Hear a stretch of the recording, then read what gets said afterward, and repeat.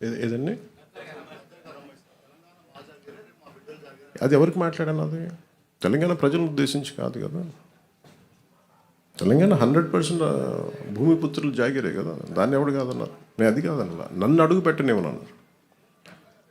తెలంగాణ భారతదేశంలో అంతర్భాగం కదా. నువ్వు రాకూడదు, ఇక్కడ హాస్పిటల్ ఆపరేషన్ చేయించుకుంటూ ఒక్కళ్ళు మాట్లాడచ్చు, 10 మంది మాట్లాడచ్చు. కానీ గద్దర్ గారు ఎప్పుడు ఇలా మాట్లాడలేదు. మా అజయ్ కుమార్ గద్దర్ గారి శిష్యులే కదా. ఆయన ఉస్మానియాలో చదువుకున్న వ్యక్తే కదా. రాడికల్ మూమెంట్స్లో తిరిగిన వ్యక్తే కదా ఆయన. ఇది మేబీ వాళ్ళు ఏదైనా చూడకుండా ఏదైనా పొరపాటు అని ఉన్నారు. నాకు వాళ్ళు బాగా తెలుసు కదా, వాళ్ళ కుటుంబం కూడా. అది సరిగ్గా అర్థం చేసుకుని లేకుండా మాట్లాడుండొచ్చు, అంతకుమించి ఇంకేమన్నా. వాళ్ళంటే నాకు అందరికీ చాలా ఇష్టం. నాకు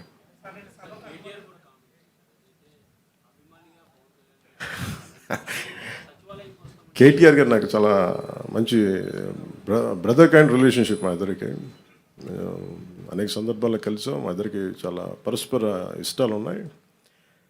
పాలసీల్లో ఒక మాట అటు ఉంటుంది ఇటు ఉంటుంది. కానీ ఆయన ఏమన్నారు నేను చూడలేదు. నాకు తెలిసి ఆయన తప్పుగా ఏం మాట్లాడుకుంటారు, నాకు తెలుసు. అదే అనుకుంటా.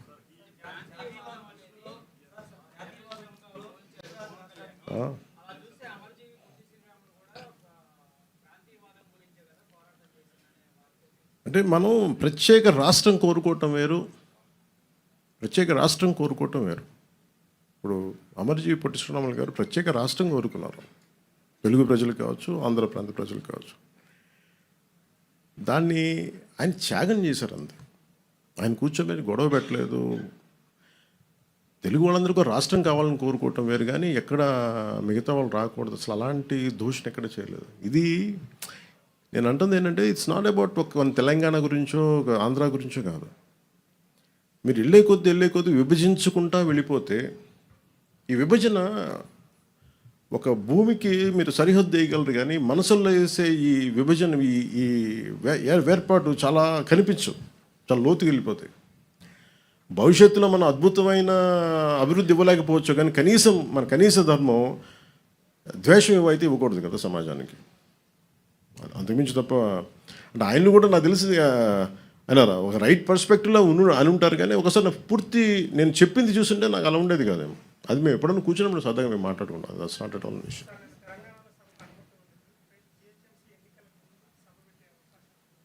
ఎంతకాలం ఆపుతారు సార్ ఎక్కడైనా సరే?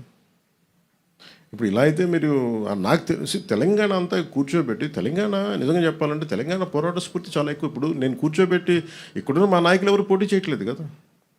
ఇక్కడున్న ఆంధ్ర నాయకులు ఎవరు ఎక్కడ వెళ్ళట్లేదు. అక్కడ కూర్చున్నది పూర్తి తెలంగాణ బోర్న్ అండ్ బ్రాట్. అది పూర్తి నేలబిడ్డలు, అక్కడ భూమిపుత్రులు. వాళ్ళు పోటీ చేస్తారంటే ఆపేది ఎవరండి? వాళ్ళు సభ పెట్టుకుంటారంటే ఆపేది ఎవరు? ఎంతకాలం ఆపగలరు? ఇజ్ ఇట్ యాంటీ కాన్స్టిట్యూషనల్ కదా. ఈవెన్ తెలంగాణ పోలీసు కూడా అదే చెప్తారు కదా, ఒకరోజు ఆపగలరు, 2 రోజులు ఆపగలరు. కానీ అన్నా తెలుసు ఎక్కడ ఆప్ చేయలేదు, జరగదు కూడా. అది ఉన్న ఏదో ఒక మేబీ ఆ సందర్భం నాకు తెలిసి ఇది ఒక్కళ్ళు కూర్చొని చేసింది కాదు, ఏదో అది చిలికి గాని వల్ల అయిందనుకుంటున్నాను. అంతకుమించి నేను నిజంగా చెప్పాలంటే, నేను అడిగారు మన ఛానల్లో కూడా, మన కొంతమంది జర్నలిస్ట్ సోదరులు కూడా అడిగారు, ఏదైనా కాన్స్పిరసీ ఉంటుంది అంటే. ఏముంటుంది కాన్స్పిరసీ? ఏదో ఒకళ్ళు కూర్చోబెట్టి మాట్లాడి కాకపోతే దేనికి తక్కువ అంటుకుంటుందంటే, మన దేశంలో బతకడం మన హక్కు కదా.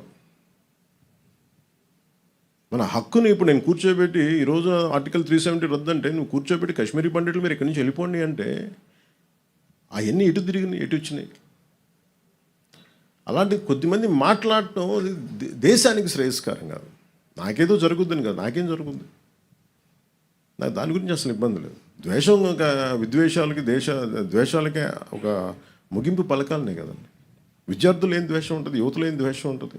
ఇప్పుడు ఇందాక కలిసినప్పుడు వాళ్ళు కూర్చోబెట్టి ఇద్దరు భార్యాభర్తలు, ఇద్దరు, ఒకళ్ళు నల్గొండ నుంచి, ఇంకొకళ్ళు ఇక్కడే మన గుంటూరు నుంచి. సంబంధ బాంధవ్యాలు ఉంటాయి, వ్యాపారాలు. నేను అది కూడా చెప్పాను. ఆంధ్రాకి వచ్చి ఎంతమంది 2014 నుంచి 24 దాకా, ఇప్పుడు నాకు తెలియదు కానీ నా కాంట్రాక్ట్స్ నేను చూడను, కానీ 14 నుంచి 24 దాకా ఎంతమంది తెలంగాణ కాంట్రాక్టర్స్ ఇక్కడ కాంట్రాక్టులు తీసుకున్నారు? అలాగే తెలంగాణలో ఎంతమంది ఆంధ్ర కాంట్రాక్టర్స్ అక్కడ కాంట్రాక్టులు చేశారు? నేనేమంటున్నానంటే, ఇవన్నీ మీరు జరుగుతున్నప్పుడు ప్రజల మధ్య ద్వేషం దేనికని? అవి తీసుకురాకుండా అంత ఒక కైండ్ ఆఫ్ రిక్వెస్ట్ అది సార్. నాకు నిజంగా తెలియదు సార్. ప్రాబ్లం నేను నిజంగా చెప్తాను కదా, నాకు మా వాళ్ళు పోరు పెట్టి తెలియను సార్. నేను మా వాళ్ళు 12 సంవత్సరాల నుంచి అడుగుతున్నారు. నాకు తెలుసు వెళ్తే ఏదో ఒకటి అంటారు, మళ్ళీ నాకు ఎందుకులే అని చెప్పి నాకు 12 సంవత్సరాలు వెయిట్ చేసిన తర్వాత పుష్కర కాలం తర్వాత అంత ద్వేషం ఉండదని అనుకున్నాను. మా వాళ్ళు అడిగితే ప్రేమగా వెళ్ళాను. దానికి నాకు నిజంగా సభకి అనుమతి ఇచ్చుంటే చాలా ఈజీగా చిన్నగా అయిపోయేదేమో, నాకు అదే అనిపిస్తుంది.